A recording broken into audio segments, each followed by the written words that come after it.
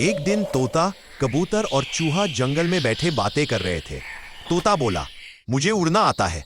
कबूतर हंसकर बोला, मुझे भी, पर मैं तो रास्ता भी पहचान लेता हूँ। चूहा बोला, तुम दोनों उड़ो, पर मैं जमीन पर रहकर तुम्हारा खाना बचाऊंगा। तभी एक बिल्ली आई। तोता और कबूतर उड़ गए, पर चूहे ने झट से बिल्ली की पूंछ खींची। बिल्ली म्याऊं चिल्लाई और भाग गई। तीनों हंस पड़े। तोता बोला, सच्ची दोस्ती उड़ान से नहीं, साथ निभाने से होती है।